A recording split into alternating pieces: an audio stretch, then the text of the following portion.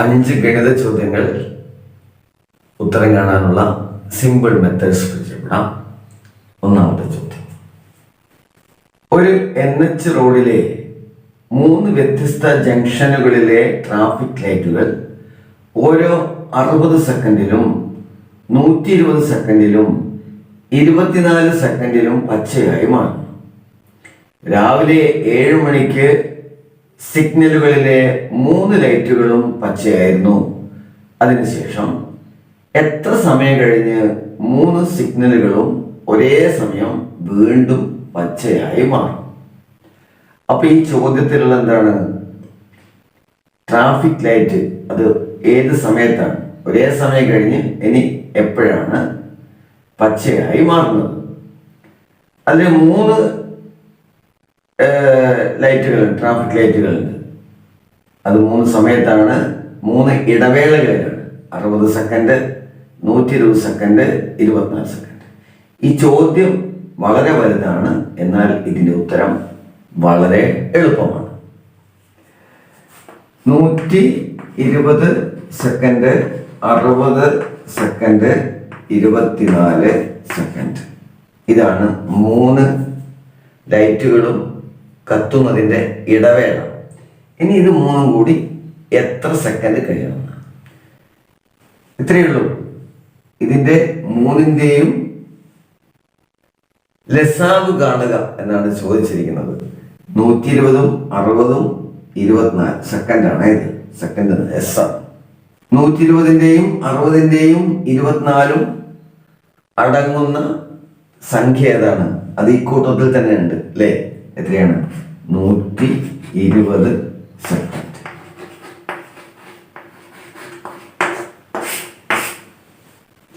ഇതിലടങ്ങും, 60ഉം ഇതിലടങ്ങും. 120. അത്ര ബുദ്ധിമുട്ടില്ല. അടുത്ത ചോദ്യത്തിലേക്ക്.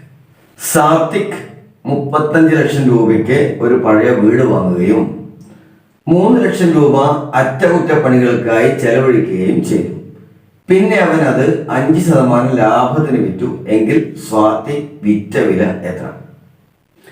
അപ്പൊ സ്വാത്വിക്കിന്റെ 2 കാര്യങ്ങൾ, ചെലവായ 2 കാര്യങ്ങളോട് സൂചിപ്പിച്ചിട്ടുണ്ട്. ഒന്ന് വീട് വാങ്ങിയ വിലയാണ്, മറ്റൊന്ന് അതിനുവേണ്ടി അറ്റകുറ്റപ്പണികൾക്ക് വേണ്ടി ചെലവായ തുകയും. അപ്പൊ ഇത് രണ്ടും കൂടെ കണക്കാക്കിയിട്ടാണ് അതിന്റെ ലാഭശതമാനം കാണേണ്ടത്. ഓക്കെ, അപ്പൊ നമുക്ക് ആകെ ഇദ്ദേഹത്തിന് ചെലവ് എത്രയാണ്? വാങ്ങിയ വില 35 ലക്ഷം രൂപ. പിന്നെ അറ്റകുറ്റപ്പണി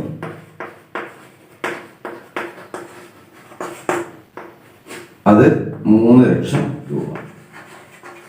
അപ്പൊ ആകെ 38 ലക്ഷം രൂപയുടെ കണക്ക് വെച്ച് കണ്ടുപിടിക്കണം. 5% ലാഭമാണ്. ലാഭം 5%. വിറ്റ വിലയാണ് കാണേണ്ടത്. വിറ്റ വില എങ്ങനെ കാണും?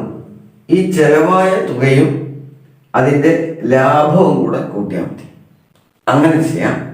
അല്ലെങ്കിൽ ഇതിന്റെ കൂടെ ലാഭം 5% അല്ലേ, 105% കണ്ടാൽ മതി. ഏതാണെങ്കിലും ഉത്തരം ശരിയാണ്. 38 ലക്ഷത്തിന്റെ 5% ആദ്യം കണ്ടു നോക്കാം. 38 ലക്ഷം. 1, 10, 100, 1000, 10,000 ലക്ഷം, 10 ലക്ഷം. 38 ലക്ഷം കൊടുക്കണം. 5/100. അപ്പം 190. 1, 10, 100, 1000, 10,000 ലക്ഷം. 1,90,000 ലാഭം കിട്ടിയിട്ടുണ്ട്. അത് ഈ 38ന്റെ കൂടെ ചിലവായതിനും കൂടെ കൂട്ടുമ്പോൾ 39,90,000 രൂപക്കാണ് വിറ്റത്.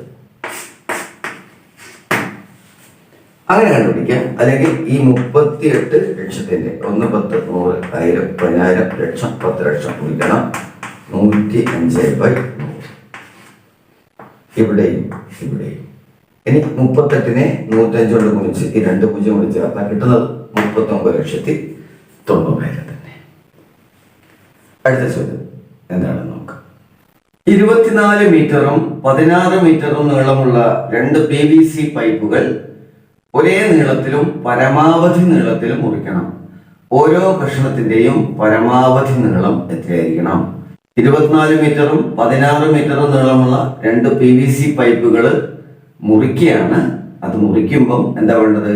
ഒരേ നീളത്തിലും പരമാവധി നീളത്തിലാണ് മുറിക്കേണ്ടത്. 24 മീറ്റർ 16 മീറ്റർ ഇങ്ങനെ മുറിക്കുമ്പോൾ എന്താ വേണ്ടത്? ഇത് പൊതുവായ കഷ്ണമാക്കി മുറിക്കണം. ചോദ്യം മനസ്സിലായോ? ഇതിന്റെ ഉസാഖ ആണ് കണ്ടുപിടിക്കേണ്ടത്.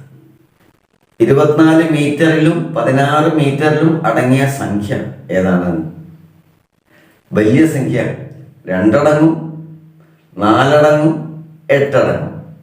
ഈ 2 സംഖ്യ ഇതിൽ ഏറ്റവും വലുതാണ് 8 മീറ്റർ ആണ് ഇതിന്റെ ഉത്തരം. അടുത്ത ചോദ്യം എന്താണെന്ന് നോക്കാം. കുമാരൻ കുറച്ച് ദിവസങ്ങളിൽ പാൽ വിൽപ്പന പരിശോധിച്ചപ്പോൾ ഒരു ദിവസത്തെ ശരാശരി വരുമാനം 150 രൂപയാണ് എന്ന് കണ്ടു. ഇതേ രീതിയിൽ തുടർന്നാൽ ജൂൺ മാസത്തിൽ പാൽ വിൽപ്പനയിൽ എത്ര രൂപ കിട്ടും?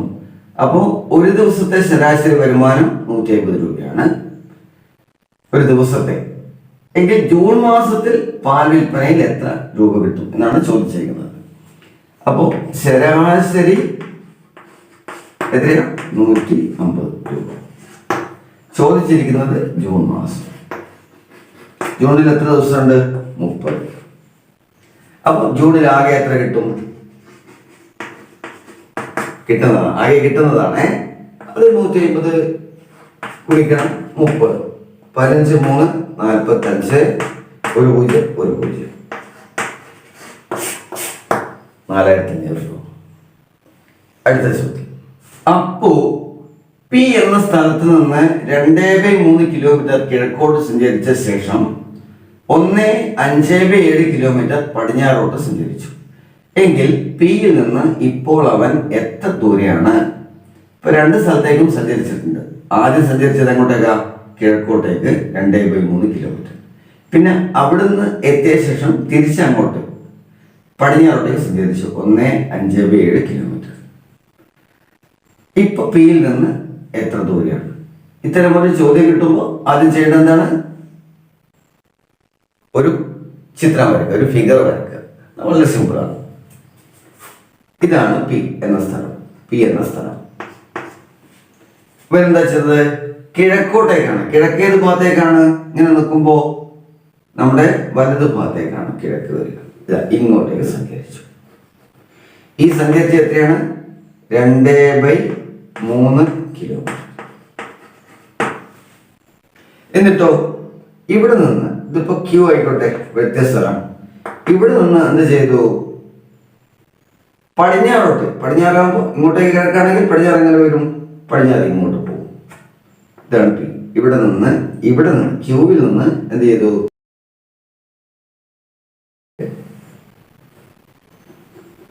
ഇവിടെ എത്തി. ക്യൂവിൽ നിന്നാണ് ഇങ്ങോട്ടേക്ക്, പിയിൽ നിന്നല്ല. ഇവിടെ നിന്ന് എത്ര സഞ്ചരിച്ചു? 1.5/7 കിലോമീറ്റർ. ഇത് 6 ആയിക്കോട്ടെ. ഈ ബിന്ദു ഇപ്പൊ പിയിൽ നിന്ന് 6-ലേക്കുള്ള ദൂരമാണ് കണ്ടുപിടിക്കേണ്ടത്. അതിനെന്താ വഴി? അതിന് ഈ ആകെ സഞ്ചരിച്ച ദൂരമില്ലേ, ക്യൂവിൽ നിന്ന് 6-ലേക്ക് സഞ്ചരിച്ച ദൂരത്തിൽ നിന്ന് പിയിൽ നിന്ന് ക്യൂവിലേക്ക് സഞ്ചരിച്ച ദൂരം കുറച്ചാൽ അതിന്റെ ഉത്തരായി. അതായത് 1.5/7 മൈനസ് 2/3. ഈ ഒന്നവിടെ വെക്കാൻ നമുക്ക്, അവിടെ വെക്കാം. ഇനി 5/7 നിന്ന് 2/3 കുറച്ചാൽ 5/7. ഈ ഒന്നെടുക്കാതെ 5/7 എന്ന് ഞാൻ എടുക്കാൻ കാരണം 2/3 വലിയ സംഖ്യയാണ് 5/7. അതുകൊണ്ട് നമുക്കിത് കുറക്കാൻ പറ്റും. ഓക്കെ, അപ്പൊ കുറക്കാണ്. 3 ഗുണിക്കണം 5 എത്രയാ? 15 മൈനസ് 7 ഗുണിക്കണം 2 14 ബൈ 7 ഗുണിക്കണം 3 21. 15-ൽ നിന്ന് 14 കുറച്ചാൽ എത്ര വരും? 1/21. പിന്നെ ഇവിടെ ഒന്നിവിടെ ബാക്കി വെച്ചിട്ടുണ്ടല്ലോ, അപ്പൊ അതും കൂടി ചേർത്തിട്ട് 1/21 കിലോമീറ്റർ ആണ് ഇതിന്റെ ഉത്തരം. പിയിൽ നിന്ന് ആറിലേക്കുള്ള ദൂരം 1/21 കിലോമീറ്റർ. ഓക്കെ.